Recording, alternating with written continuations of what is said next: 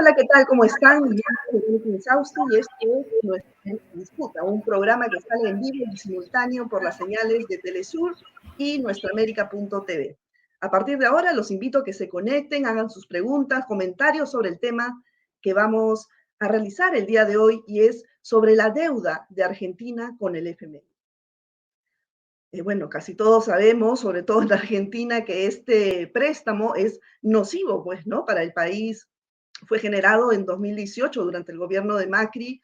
Y bueno, hoy día el presidente Alberto Fernández intenta un acuerdo con el fondo para renegociar los pagos hasta el 2036, pero claro, este acuerdo va a necesitar pues la aprobación del Congreso argentino, así que está por verse. Mientras tanto, pues miles de ciudadanos se han volcado a las calles protestando porque, según lo que dicen, pues no es justo que con el trabajo de la población se pague un préstamo otorgado de forma irregular. ¿Y por qué decimos de forma irregular? Porque tiene muchos vacíos. Y sobre esto justamente vamos a conversar con dos especialistas, ¿no? Una de ellas es Karina Ferreira, experta en Derecho Financiero Internacional y Reestructuración de la Deuda Soberana. Y luego está Leonel Stiglitz, que es economista, investigador argentino e integrante de la red CES. Bueno, muchas gracias por estar aquí. ¿Qué tal? Muchas gracias por invitarme. ¿Qué tal? Gracias, Verónica, gracias por invitarme. Bueno, Karina está transmitiendo ahora desde Londres. Ella acaba de publicar hace poco una investigación justamente pues basada en argumentos jurídicos que demuestran que este acuerdo stand-by aprobado en el 2018 por el FMI pues es irregular. Vamos a conversar sobre eso y también con Leonel, que es economista argentino, sobre las implicancias y los escenarios que pueden ocurrir en las próximas semanas según se apruebe o no este acuerdo, esta renegociación en el Congreso. Empezamos contigo, Karina. Ustedes dicen en su investigación que este acuerdo violó, ¿no? Todos los propósitos fundamentales del organismo del FMI. ¿Por qué? Bueno, sí, en nuestro estudio, recientemente lo hemos publicado como mencionabas, es un estudio donde hacemos un análisis jurídico y macroeconómico del préstamo. Lo hago en conjunto con mi colega Chris Marsh, que es macroeconomista. Actualmente trabaja como consultor, pero antes trabajó en el fondo, tiene experiencia en programación financiera dentro del fondo. Y entonces en ese análisis, básicamente, analizamos si el mandato jurídico del fondo se cumplió razonablemente en ese préstamo y concluimos que no, porque la facultad asignada al fondo en su convenio constitutivo, en el artículo 1 del tratado, es funcional en el sentido de que es por proporcionar apoyo a la balanza de pago de sus Estados miembros, pero ese apoyo tiene que estar supeditado a ciertas condiciones para que sea regular. Y esas condiciones son tres. Una es que los recursos generales del fondo solo deben ponerse a disposición de los Estados miembros con carácter temporal.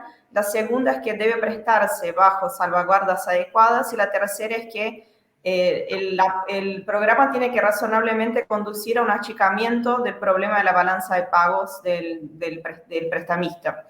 Y concluimos que el programa, tanto en relación con las salvaguardas como el diseño que conduzca razonablemente a un achicamiento del problema, no se cumplió, porque hubo determinadas cuestiones que podemos discutir más en detalle más adelante, que al momento mismo de aprobación de ese préstamo no eran razonables, no iban razonablemente a conducir a un achicamiento del problema. Por lo cual concluimos que el fondo actuó ultra vires, o sea, más allá de su capacidad jurídica, la capacidad asignada en el artículo 1 del convenio constitutivo.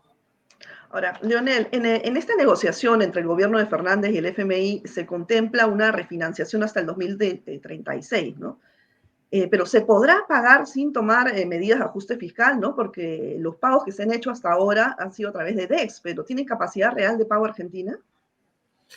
Bueno, ese es el problema de este acuerdo. Este acuerdo pronostica pagos entre mediados de 2026 y 2032, o sea, 4 años y medio después de realizado el acuerdo, y a partir de ahí se calcula que van a ser aproximadamente 8.000 millones de dólares por año.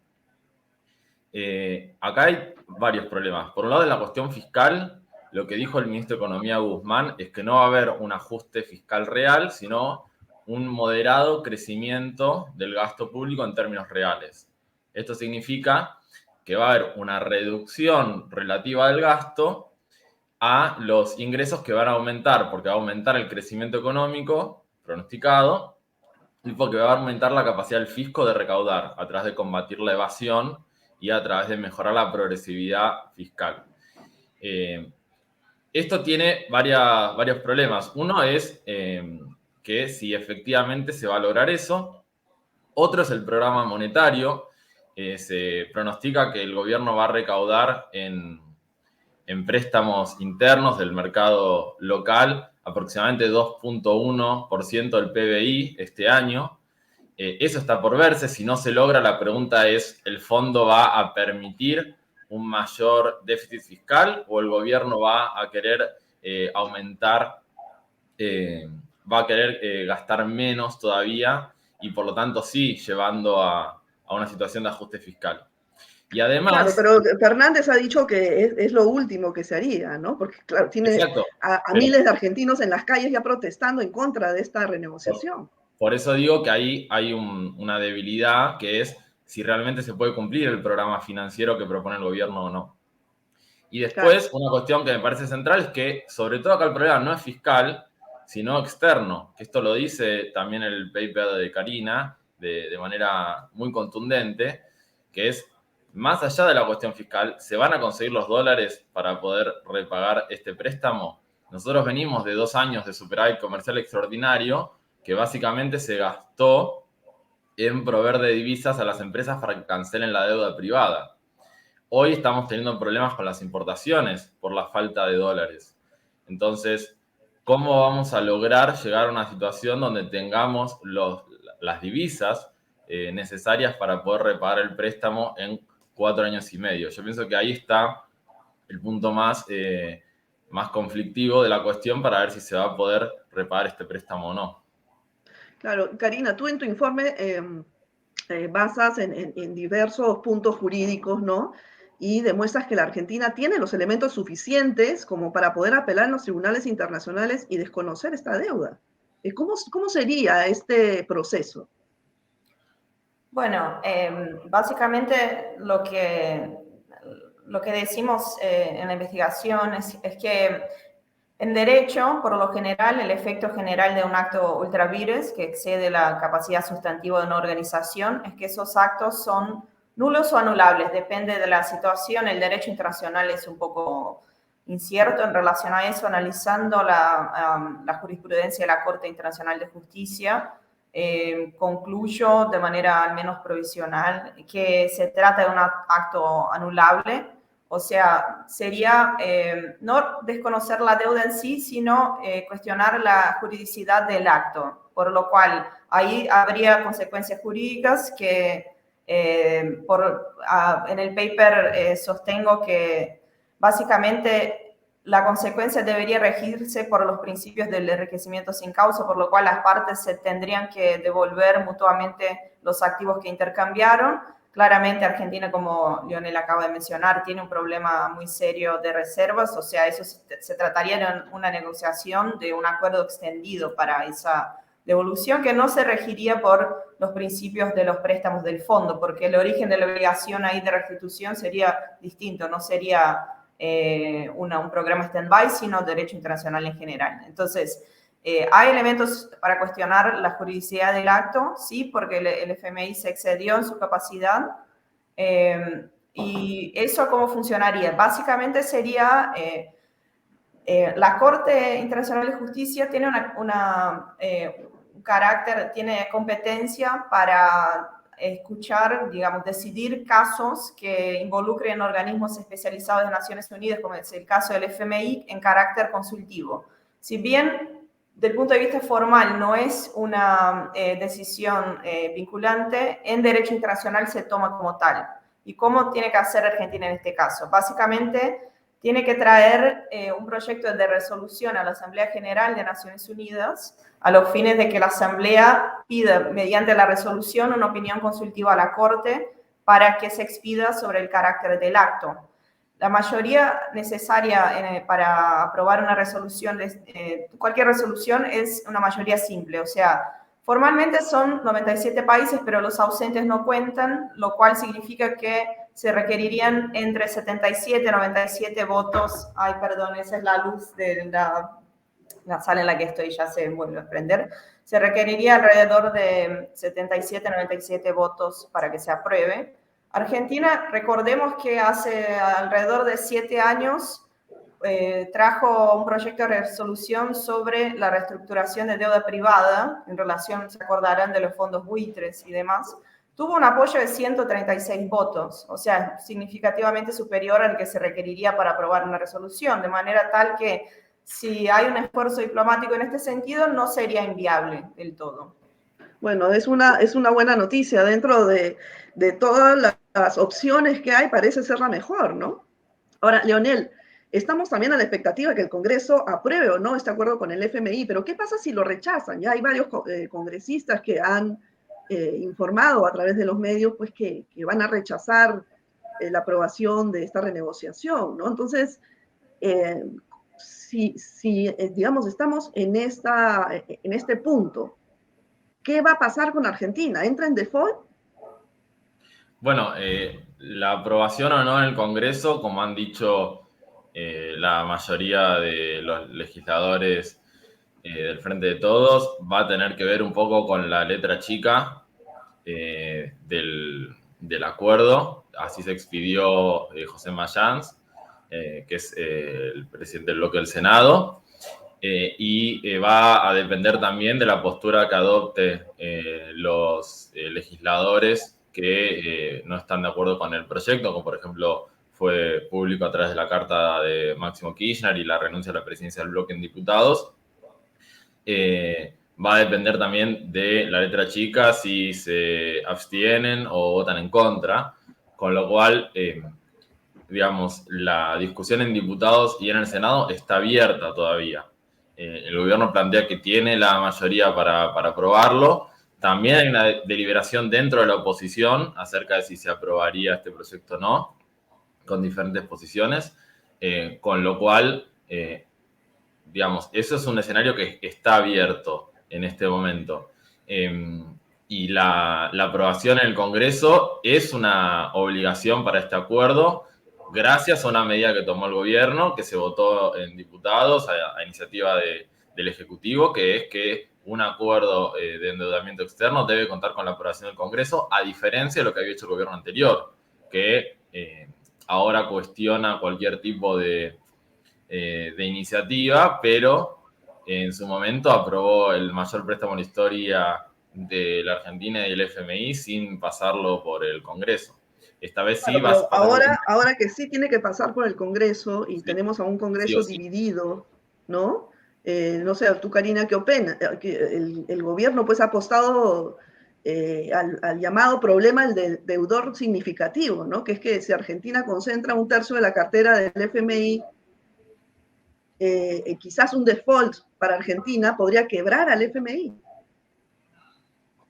Bueno, el FMI tiene un sistema, el financiamiento del FMI es por cuotas, los países, cada país miembro del FMI aporta su cuota, o sea, son recursos de la comunidad internacional, a pesar de que, como se sabe, el sistema de cuotas no es un país un voto, cada país tiene una cantidad de cuotas y hay países, notablemente Estados Unidos y países de Europa Occidental, que tienen muchas cuotas, aunque China también y otros países vienen ampliando sus cuotas. Esos, digamos, no habría una quiebra en el sentido tradicional de una organización, institución financiera como un banco, ¿no? Porque se está sostenido por países. Sí hay una exposición significativa Y en el FMI, o sea, Argentina quedaría con lo que se dice en arrears, ¿no?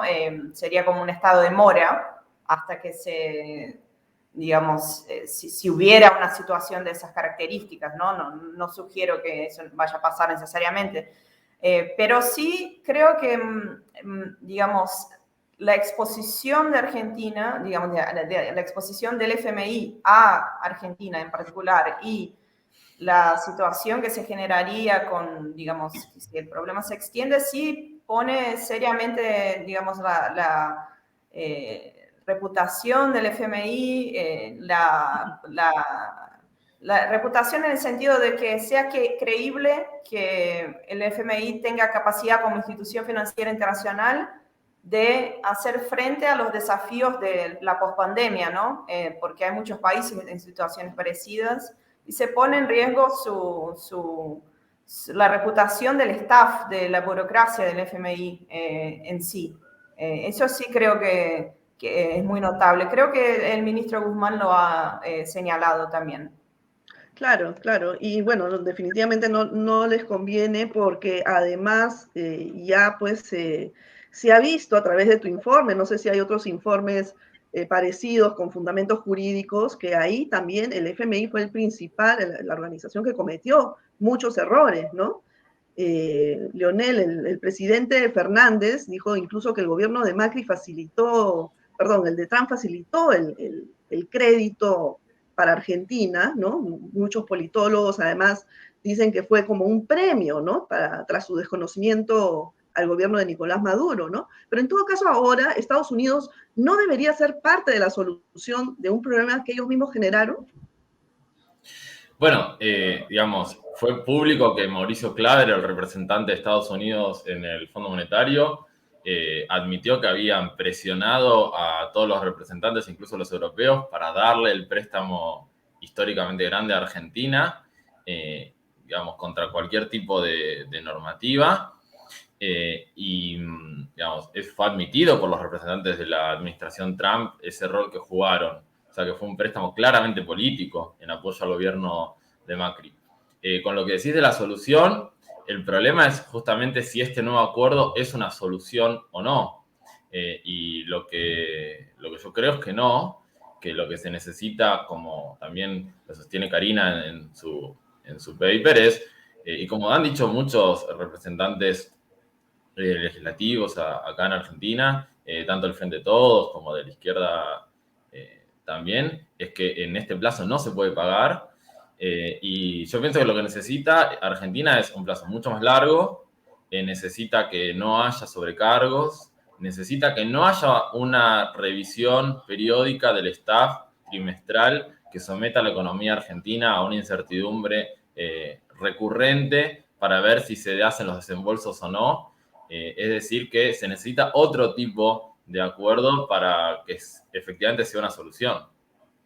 Claro, pero el tema es qué tipo de acuerdo se necesita, ¿no? Karina, tú en tu investigación has comprobado que el fondo ha actuado de todas maneras de forma ultra vires al aprobar la ASB, ¿no?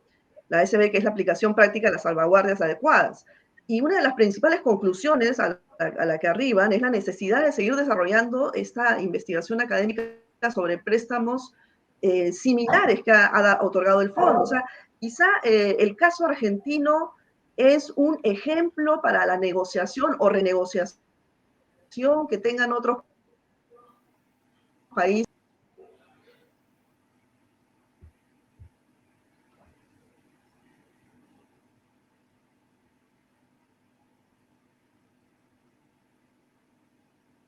¿Se escucha?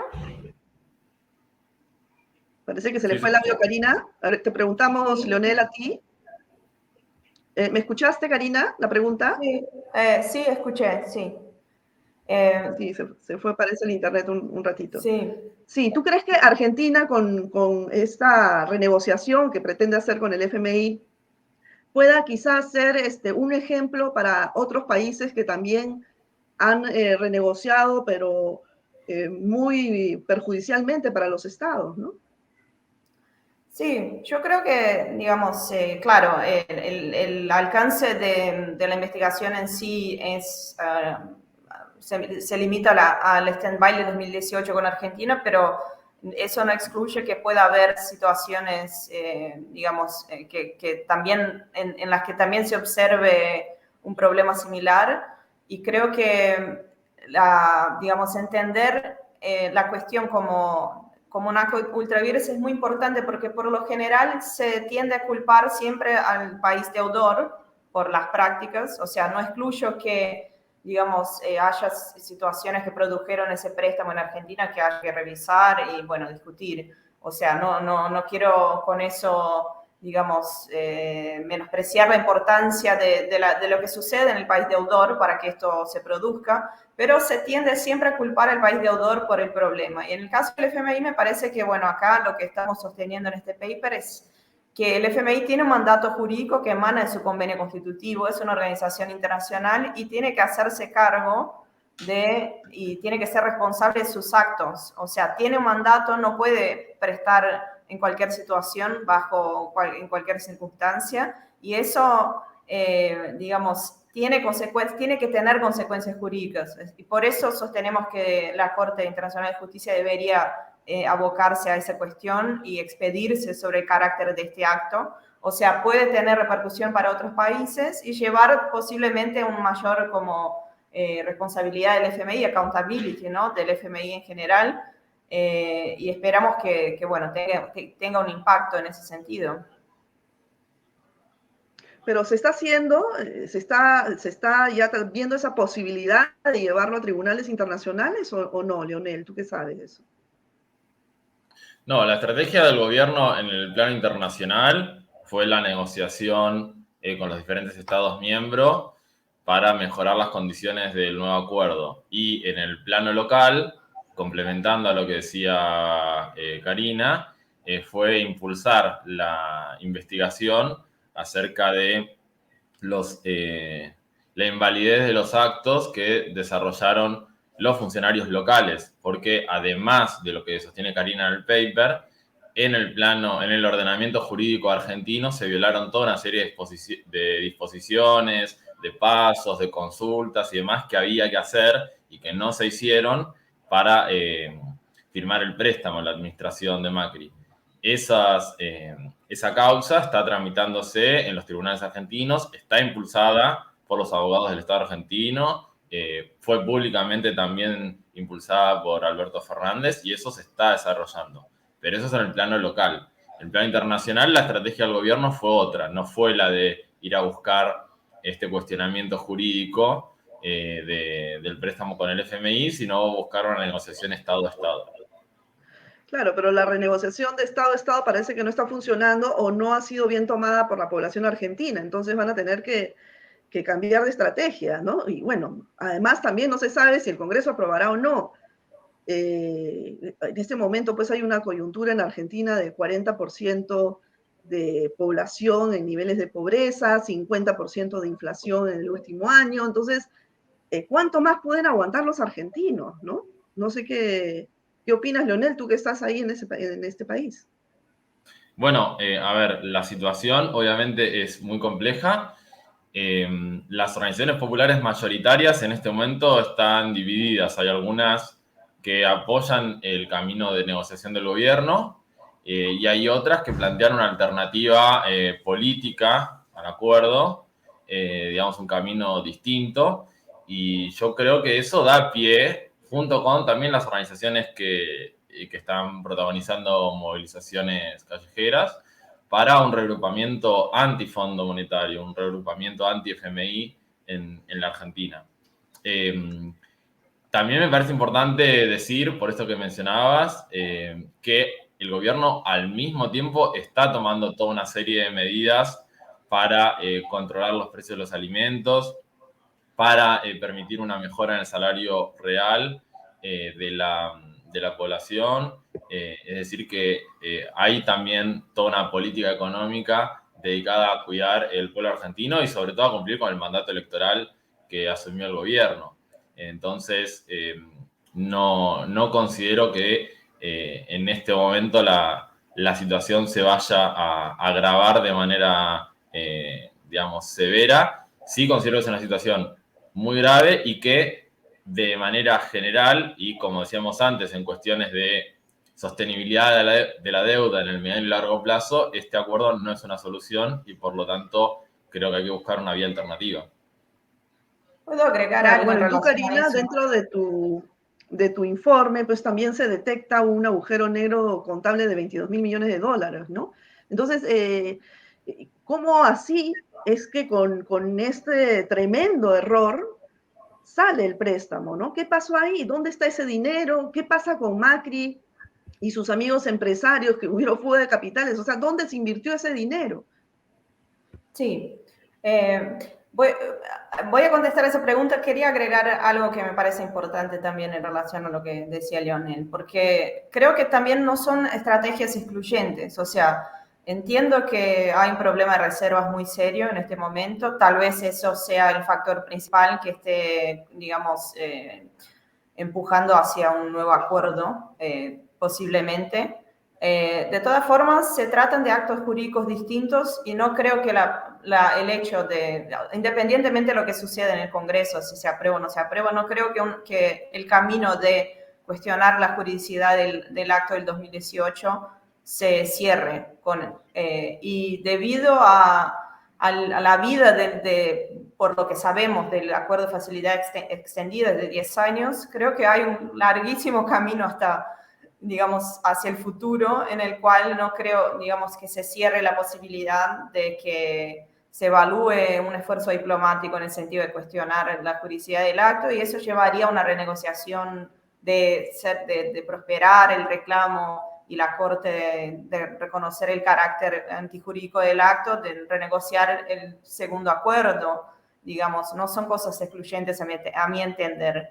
Es decir, se puede hacer en paralelo, renegociar, o sea, extender, patear la pelota, como se dice en criollo, para no pagar la deuda hoy, sino hasta el 2036, tengo entendido, y en paralelo se puede también llevar este caso a los tribunales internacionales, eso es lo que te entiendo, Karina. Claro, sí, porque, digamos, el acto ultravires del préstamo del 2018 no se subsana por el hecho de que haya un acto posterior, un nuevo préstamo. Queda sujeto a cuestionamiento de todas maneras. Ese es mi entendimiento de la cuestión. Okay. Bueno, sí, lamentablemente se nos ha ido el tiempo, ya estamos volando. Agradezco mucho la presencia de ustedes, Karina, Leonel, porque nos han ampliado el panorama de los posibles escenarios para Argentina. Y bueno, seguramente vamos a hacerle seguimiento al tema, ¿no? Muy interesante, Karina, tu informe. Muchas gracias. Gracias por estar aquí. Gracias a ustedes. Gracias a vos, Verónica. Saludos. Bueno, queridos amigos y amigas, esto ha sido todo por hoy. Nos vemos en una próxima emisión de Nuestra América en Disputa. Cuídense mucho.